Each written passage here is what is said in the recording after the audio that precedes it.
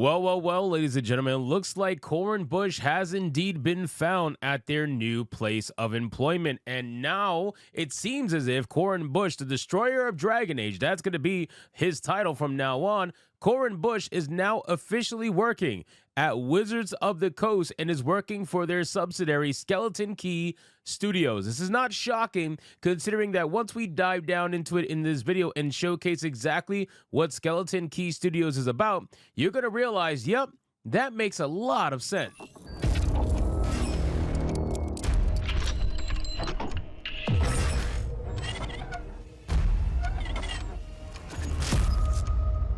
So let's get into this article, guys, from SmashAT.com. But of course, before we do, if you are new here, just consider hitting that subscribe button. I would greatly appreciate it and like the video to push us out into that YouTube algorithm. Now, again, guys, Corin Bush, the one and only destroyer of Dragon Age, has officially been hired by Wizards of the Coast. And of course he did, right? Of course, because Wizards of the Coast is one of the wokest companies out there by far. They consistently and constantly push this ideology all the time in their products. If you guys look at the recent stuff that they've made, you'll realize that Wizards of the Coast has been compromised for a little while now.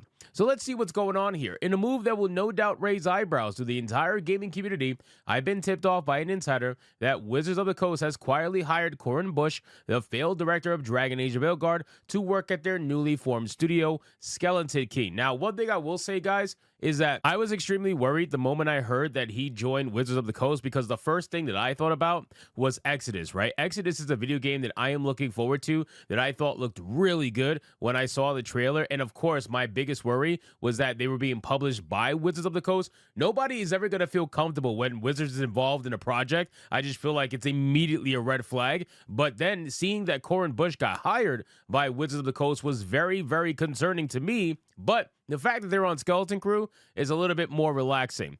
But now we got, according to an anonymous source inside Wizards of the Coast, Bush's hiring wasn't publicly announced, but my exclusive source said specifically, I just heard a rumor that Corin Bush was hired on at Skeleton Key. But sure enough, I checked my team's organization chart, and he's there, redacted for anonymity, but I'm not pleased about this turn of events. So, Corin Bush was instead quietly discovered by my source via the company's internal team's org chart after rumors began swirling. Nothing official has been posted publicly by Corin Bush, Wizards of the Coast, or Skeleton Key Studios as of the time of this publication. Now, we're probably thinking that Corin Bush is going to say something, right? It's only a matter of time.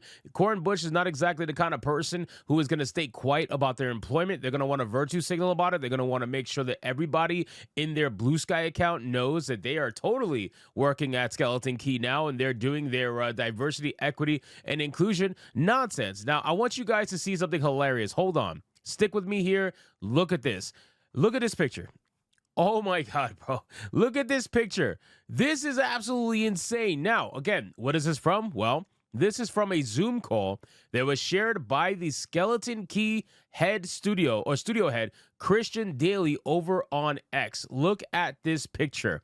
Look at this picture. Oh my God. This is exactly why Corin Bush was hired. It looks like you got yourself a little bit of a Corin Bush here in the corner. Definitely a dude in a wig. Every single person is virtue signaling for trans or LGBTQ or Black Lives Matter. Some of them got Black Lives Matter in the top right of their pictures. This is insane. This is insane. Skeleton Crew, Skeleton Key, whatever the hell they are called. This is going to be the beginning of the end for this studio. I guarantee you, with Corin Bush joining the ranks and they're already doing this kind of nonsense, I promise you that this is going to be a very bad situation for Skeleton Key. I don't even think these people realize that the impending doom of their studio is only a few years away, considering that they have been completely co-opted by the ideology to be putting out a picture like this on their X account. But let's keep going. So, well, before we do that, hold on. I just want to let you guys know, this has been confirmed officially. Over on X, if you look at this post from SmashAT, it says official proof, confirmation from my source. Corin Bush has officially failed upward to become the game director at Skeleton Key, a video game company under parent Wizards of the Coast. So he is actually not just a standard employee. he is actually the game director. So he went from being the game director over on Dragon Age and destroying that franchise. And now they're like, hey, you did a great job with Dragon Age. Come destroy our video games. Come destroy our studio. We'll make you the game director over at Skeleton Key. That is so insane to me. But anyway, let's continue. So for those unfamiliar, Corin Bush, a biological man who identifies as transgender, here's a quick refresher. He was one of the key figures behind Dragon Age: The Veilguard, the failure of the game that was heavily criticized for pushing extreme gender ideology and woke politics at the expense of any kind of quality storytelling and gameplay. His approach alienated longtime fans of Dragon Age series who felt that the game was far more concerned with forced representation than delivering the RPG experience that so many had come to love. And the backlash against Veilguard was swift and overwhelming. Electronic Arts reported that the game came up about 50% short of their sales expectations, and gamers outright rejected its pandering tone and cartoonish aesthetic. It marked one of the most embarrassing reveals in BioWare's history, and recently that's saying something. Between Anthem, Mass Effect Andromeda, and now this over at BioWare, it's left everyone scratching their collective heads, ultimately directly at Bush's lack of leadership as the major factor in the game's ultimate failure to connect with the core audience. Now, I want you guys to understand something. Being trans has to be an amazing shield, man, because in what industry can you be the game director of a game that was stuck in development hell for over 10 years, right?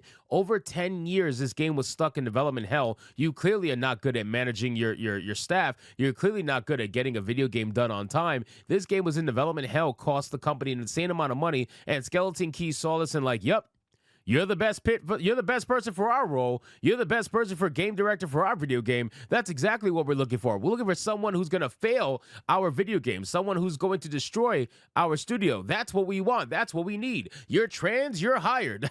That's insane, man. In the gaming industry, you can literally fail upward like that, where people will hire you for the same position that you failed at previously. That is insane. I cannot believe that Corin Bush is the game director. I really can't. If you're going to hire Corin Bush, make them some sort of lower level job or whatever the case may be. But I assume, of course, that Corin Bush is used to a certain level of income that a game director will provide, and they didn't want to settle for anything less. And thankfully for them, they are a trans person, and that allows them to do whatever the hell they want to do in terms of failing upward in the gaming industry. So now let's finish it off with this. Why is Wizards of the Coast hiding this? Well, I mean, it's pretty obvious why they're hiding this in my opinion, but let's see what Smash JT writes. So Bush's hiring at Skeleton Key seems to have been deliberately kept under wraps, most likely to avoid backlash from the gaming community. I agree.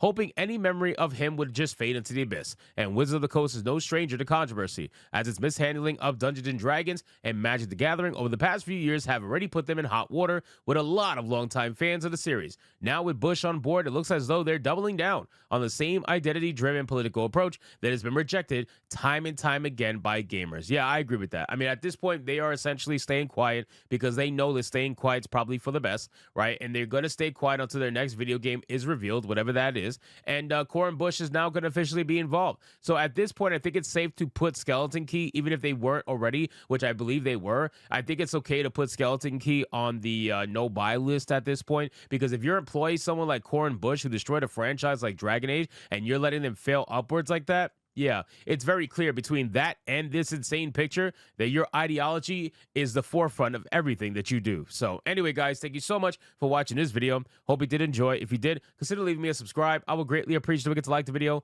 comment, let me know what you thought, and I'll see you guys on the next one. Hypnotic out.